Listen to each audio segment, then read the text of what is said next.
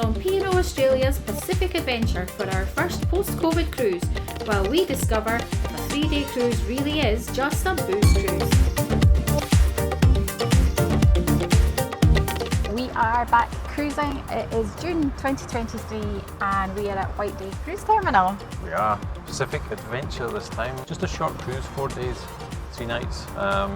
Should be packed full of comedy, so we're hoping we'll have a bit of a laugh. It's our first time cruising without the kids. First time cruising Since COVID. First time with P&O. First time without a drinks bag. Absolutely. We've already dropped our bags off, so let's go and get checked in and check out the ship. We arrived nice and early at White Bay Cruise Terminal for this cruise as we had priority boarding.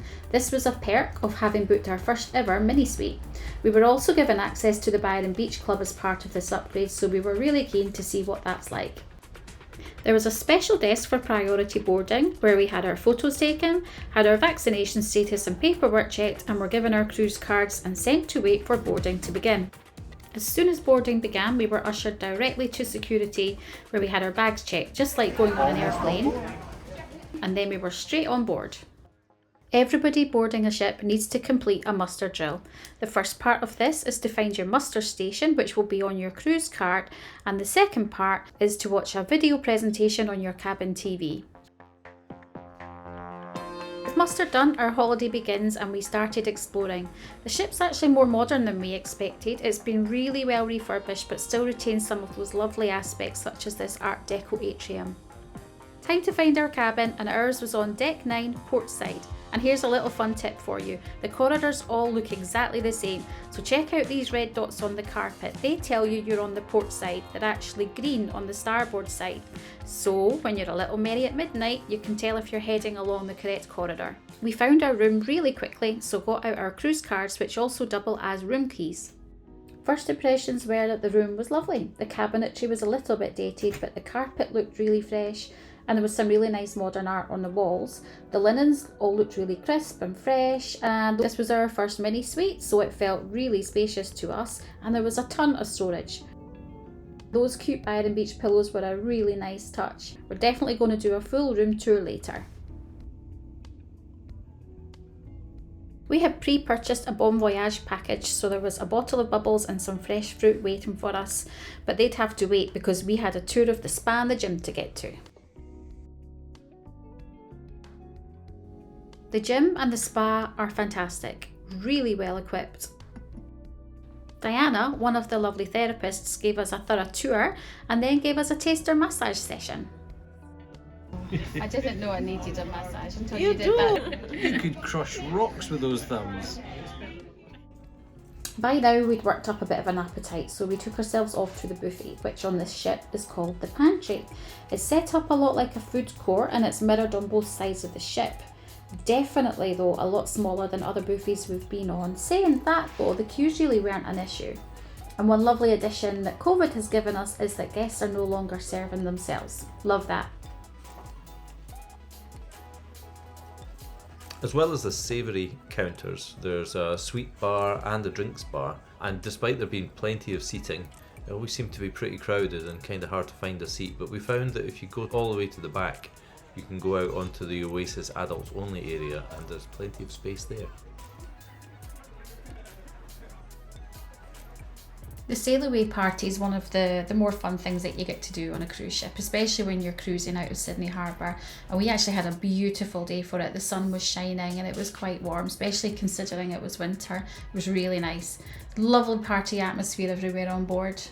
The Sailaway, as you can see, took a little while. You can see the sun's actually setting in the video here, and there was some delay. We don't know what that was, but we were chilling our heels for quite some time, but the harbour was looking beautiful. Once we finally got underway, we were pulled by tugs as the ship navigated the tight angles getting out from White Bay. White Bay Cruise Terminal's in past Darling Harbour, so unlike cruises that depart from Circular Quay, you actually get to sail round Darling Harbour out to the bridge, and then we pass under the bridge and past the mouth of Circular Quay. Actually, Pacific Adventure is one of the tallest ships, I believe, that can go underneath the Sydney Harbour Bridge. I think the captain said there was something like just about a 2-metre clearance from the top of the ship to the bottom of the bridge. And with the bridge cleared, the Sailaway party, which was hosted by the entertainment team, really got going.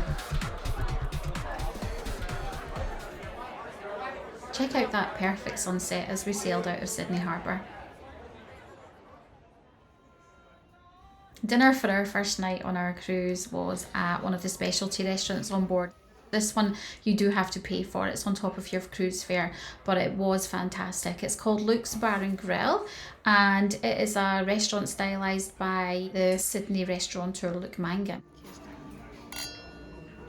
It's definitely an upscale menu, lots of steak, lots of seafood. Mike chose to have some delicious grilled scallops for his starter, and I had the goat's cheese and caramel onion tart, which was absolutely delicious. We both then had steaks and lovely veggies on the side. We'd actually heard an awful lot about Luke's licorice. It's very much a signature dish in his restaurants. It was amazing. There were about 20 different textures of stuff in it. I had this delicious creme caramel and it was so crispy. Perfect. The Black Circus was the first place we headed to after dinner on the Friday night because it being a comedy cruise, we had to go and see a comedy show. It was so funny. The place was packed, as you can see. Yeah, crowded bar, crowded seating. It was exactly what we'd hoped for. Yeah, a lot of fun. The end to any good night on a cruise ship for us is finding some live music, and we found that in the Blue Room. There was a band playing called Volley K. They were really soulful, very, very cool. Could have sat and listened to them for hours.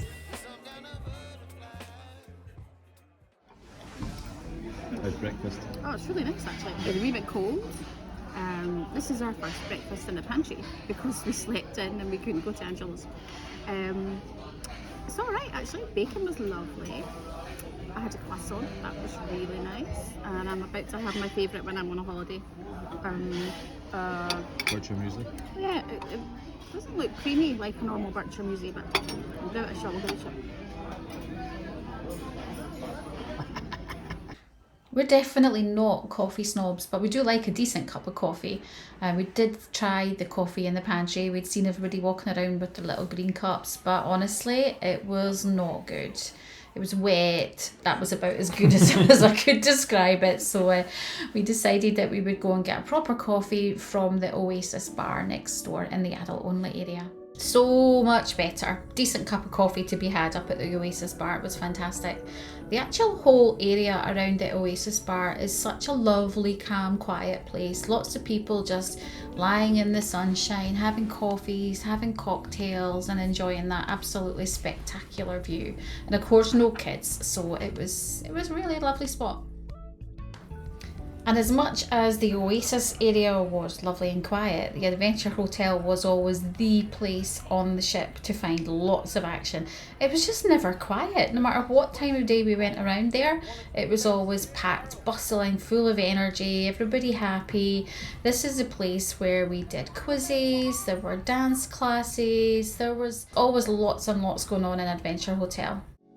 We mentioned earlier that part of the package of having our mini suite was that we had access to the Byron Beach Club, and boy were we glad that we did. It was such a beautiful, peaceful haven on the ship. It's an area that's exclusively for suite guests or people in the mini suites class M1, which included ourselves.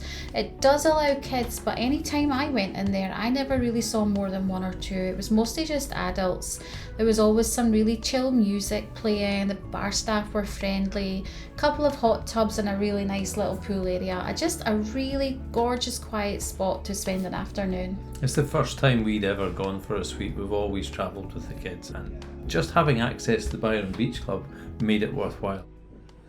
Once you're chilled out enough after a couple of hours in the Byron Beach Club, it's always fun to take part in one of the more sort of funny things that happen on cruise ships daily. There's always things like bingo, there's quizzes, there's game shows, and this particular game show that we went to see on Saturday afternoon was called The Perfect Match. It was a little bit like Blind Date. It was so funny. It was so nice to go and see something where there was no way it was going to be me getting up on stage.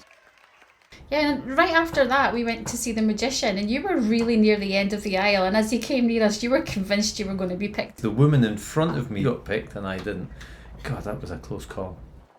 Saturday night we wanted to try Waterfront for dinner, but we didn't have a reservation, and when we popped in to make one they told us simply just to turn up when we were ready to eat, which we did later on, and that worked out perfectly. The food was actually really nice in the Waterfront restaurant. I wasn't entirely sure what the quality would be like. It was great. We had fresh, tasty salads to start with. And then Mike had it was a pie you had, wasn't it? It was beef and mushroom, I think. And I had the butter chicken, which was gorgeous actually. Unfortunately, I can't really say the same for the dessert that I had. I had ordered a trifle, and I didn't really think you could go too far wrong with a trifle, but I was wrong. Mike's cake looked nice though. It was really good, yeah. The staff were making a fuss of everyone with birthdays too. So Saturday night, we actually had tickets booked to see the premiere show on the ship, which is called Blanc to Blanc Uncorked. Now, this one does come at a cost. All the other shows are free, but you pay $20 per head for this show. We asked for the VIP tickets, assuming that perhaps that might mean that we got seated down near the front. Actually turns out that yes, we did get seated in the very front row. A chilled bottle of Piper champagne and a packet of chips served in a nice little cocktail glass. A really lovely service throughout the show. We also got a meet and greet after the show. It was absolutely fantastic value. On the ship they sell that champagne for $90 and we paid $120 all up. So that was front row seats, bottle of champagne, some snacks, and that meet and greet at the end. It was highly worthwhile. I would recommend that to anybody. The show itself was so much fun. We just laughed and laughed and laughed all night. The Altitude nightclub is on deck 18 of the ship, right above the Oasis adults only area, and it's a really fun place at night. The dance floor was always busy, the music was fun. Walking home on Saturday night and we spotted this on a cabin door. I promise you we didn't knock, but it did give us a good giggle. Inside Angelos, which is one of the main dining rooms on the ship, there is a section set aside just for Byron Beach Club people, and that's where we had breakfast on Sunday morning. Mike and I both had the eggs dishes. Mike had the eggs royale and I had the eggs benedict, and actually they were fantastic. An awful lot of people saying that these are now an upsell in the Waterfront dining room, but in the Byron Beach Club section of Angelos that was included, so we were really happy with that. There are some who might say that Sunday morning 11 o'clock is absolutely the perfect time to do a wine tasting. I'm not too sure I agree with that one, especially after we only went to bed around 2:30 in the morning. There was not a sommelier in sight. None of the staff really knew much about the wines other than what was on the label. They were lovely, but it was not a proper wine tasting. No, they actually made a point of saying don't ask us anything about the wine because we know nothing about the wine. Nonetheless, it was an awful lot of fun. We enjoyed it, but we certainly didn't need alcohol at that time of the morning. Although I felt much better after it. After all of that mid-morning wine, we decided to head down to the Avalon Cafe and have something to eat just to soak up some of that alcohol. We had the most delicious chocolate cake from the Avalon Cafe. They've got so many lovely things in there, so it's not just coffee that you get, beautiful treats. And then we took that cake and we sat in Lilly's Bar. Lilly's Bar is a lovely quiet space during the day. It's kind of perfect to go and sit and have a cup of coffee. There's some lovely big picture windows there where you can look out at sea. I'm really surprised that more people didn't use it during the day. Always popular at night, but during the day a perfect place for a quiet spot. Well, that was quite the indulgent morning, wasn't it? So we thought it was about time to hit the promenade deck and take a wander out in the fresh air, burn some calories and stretch our legs. It was a beautiful promenade deck. If you're heading out here for a stroll, please don't forget to go all the way to the front of the ship. The views out there are amazing and the sea just looks like it stretches out forever. And of course, after that little bit of exercise, then you need another little indulgence afterwards, and we just had to try out the ice cream bar on the ship. This was another thing that you do pay for on top of your fare, but it is gorgeous ice cream. The sunset bar in the Oasis area of the ship is so well named. What an amazing spot to spend an afternoon watching the sunset. There were people up in the hot tubs, there were people down by the pool, there was wine flowing, there were cocktails flowing, and oh my goodness, such a beautiful sunset. We really enjoyed some time up there just watching the world go by. The The saddest thing about cruising is on your last night when you get back to your room and your disembarkation papers are waiting for you. Happily, on this occasion, they were delivered with some canapes, and that was really nice, but it's not very nice putting your suitcases out the night before, just realising your holiday's almost over. But after we'd put out our suitcases and gotten ourselves organised, we headed down to 400 Gradi for dinner. That's a pizzeria restaurant on the ship. It is another one you pay for. It's a specialty restaurant, but it was super good value. I'm pretty sure our pizza only cost about $15 and it was fantastic. We watched it being freshly made right in front of us. So tasty. We also had some arancini balls. Mike had kingfish ceviche, which looked amazing. Really nice dinner, really casual, really friendly atmosphere, and the staff in that restaurant are really lovely. After dinner entertainment on Sunday night was going to see the main show Musicology, which is all the way at the front of the ship. So heading forward from 400 Gradi, we went past Adventure Hotel and saw this great little act who were putting on a show. And we then headed on through the atrium area where there was another performer down in the lobby entertaining the people waiting. After the Musicology show, which was amazing by the way, but we didn't record, we went back to the Adventure Hotel. It was really busy, there was another band playing and the dance floor was packed. When we're on a cruise ship and we don't want a fun night to end, you'll find us in the casino. We even had a little win this time, it was good fun.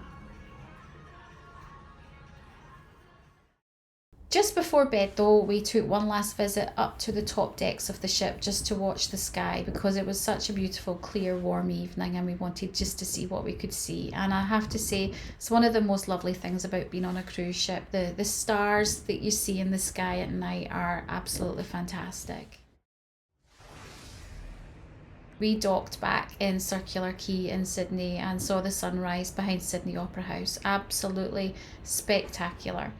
Once we finalised tidying up the room, we headed down for one last breakfast in Angelos in the Byron Beach area, which was, as usual, absolutely delicious. We were fortunate enough to have the priority disembarkation, just like we had priority embarkation, so we didn't have to hang around waiting for numbers to be called. We were able just to take our hand luggage and just walk straight off the ship, and from there we just had to find our suitcases and head home. Overall, we absolutely loved our time on Pacific Adventure and we will definitely sail on it again. It was a fantastic few days, way too short. I wish we'd had another 3 days to enjoy even more because we didn't even swim in a pool. No, we didn't. We filled every day, I think. The entertainment was top notch. You know, everyone on board was just so friendly. It was a fantastic trip. I know there was some alcohol involved, but we were slightly concerned that a 3-day trip out of Sydney would be a booze cruise. But P&O don't sell drink packages to voyages under 7 days. And so it really didn't get rowdy, it wasn't wild, it was just a great fun atmosphere on board. Highly recommend it.